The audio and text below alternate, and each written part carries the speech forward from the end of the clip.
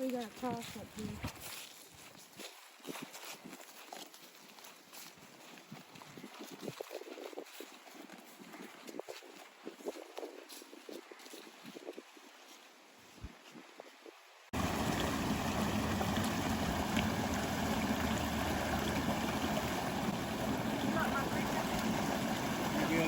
This is a spring right here, a natural spring. If Corey pans down, you can see.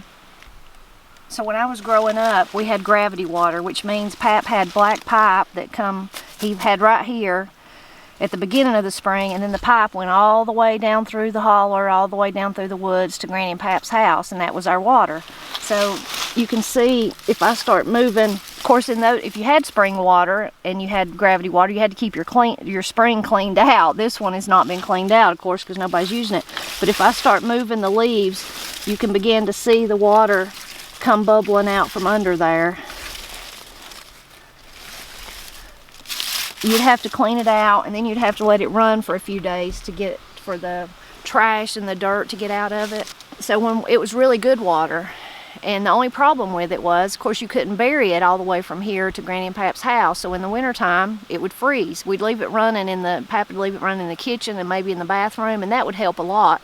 The really cold winters, it would still freeze, and then you'd have to worry about thawing it up. Pap would build fires, which me and Paul thought that was the best fun ever, because we'd go with him and he'd build fires all the way along the way and thaw it up. And it was like, and he could take, the pipe was in pieces, so he'd take it out and blow that ice out once it got melted some, and we thought that was like popsicles. We thought that was great. But I was in 8th grade when we finally had a well drilled, and Pap was really worried that the water wouldn't be as good as the spring water is here. That it wouldn't taste as good, so he's really nervous about it, plus the cost of the well, you know. But anyway, it turned out that the water was really good, the well water was, so that was a plus for Pap. But this is one of the springs. He used 2 or 3 different ones, but this is one of the main ones that he used when I was a child for gravity water. Maybe.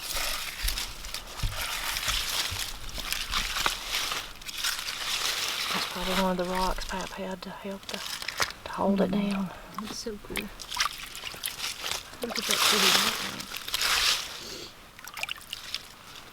Cool.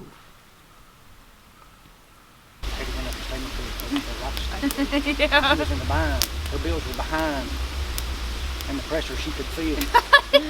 That's not how it goes. That one part's not. Hey, like that. That's good.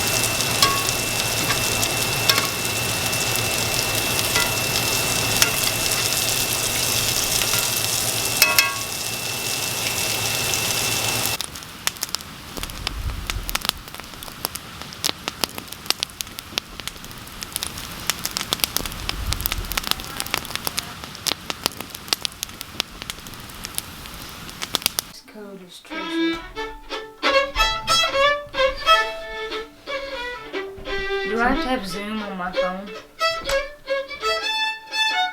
I don't know. And it's not wanting to load. So, speaking about Appalachia, we're going to do a gospel tune, and that's kind of a huge part of Appalachian music is, you know, the old hymns and the gospel music and the bluegrass as well. I mean, for me at least, I think about Appalachian music as it all kind of bleeds over, because a lot of it originated kind of from the same place, but for sure the hymns, you know, because again, talking about back in history when Appalachia, although there's parts of it that are geographically isolated now, when it was really geographically isolated, you know, that was probably the only place that you would see people was at church, you know. Is it the generational aspect of my mama taught me this and her mama taught her that, and we still have it. We're still doing that. And that goes along with all sorts of customs and traditions, not just music, but music is my favorite, so.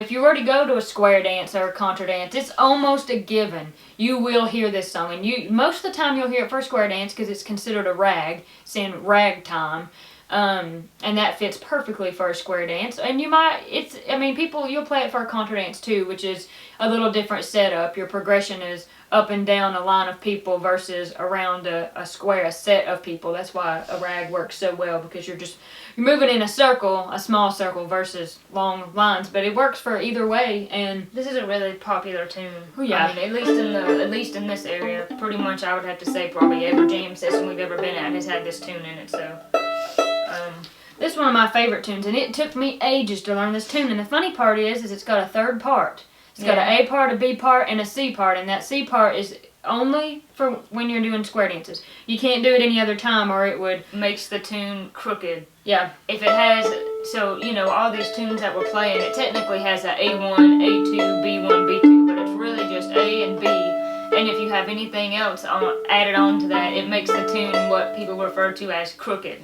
Like it wouldn't fit a dance, unless it's a square dance. Yeah, and if you do this when it's not a square dance and you play the third part, the dancers will wreak havoc and fall out. They will not like it. They will be very confused. They'll leave the floor and refuse to dance for the rest of the night. Will you please play your E string or E chord or whatever? You may not want mine. Alright, we're going to pronounce that close enough. So, here we are and here we go. This is one of the few songs that I'm going to give you some potatoes on.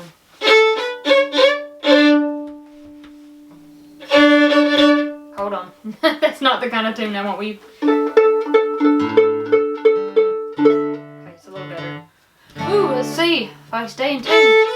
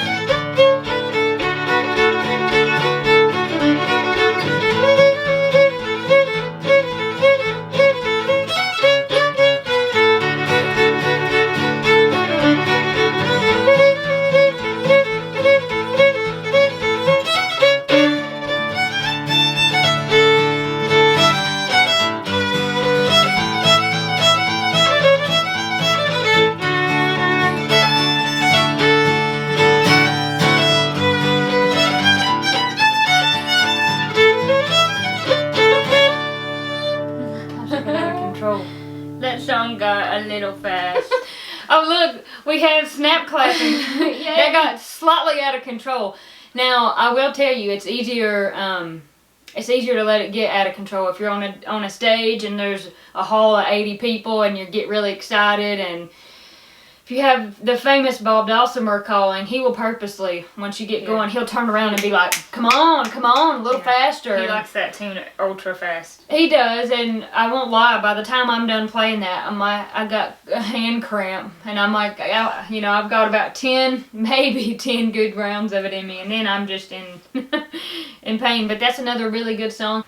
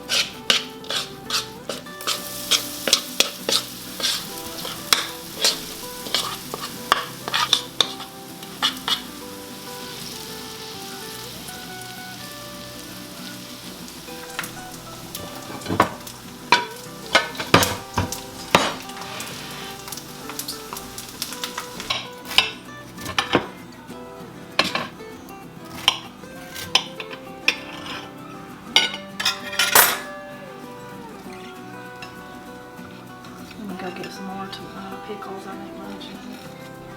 Not much, no.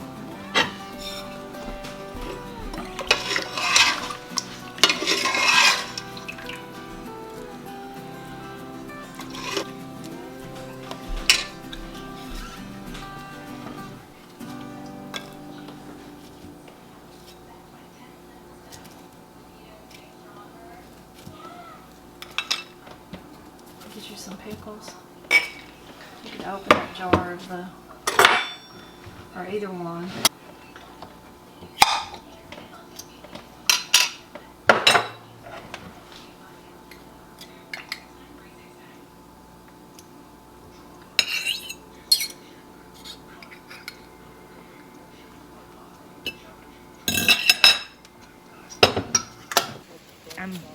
You're on video. America's Home Fire Builders.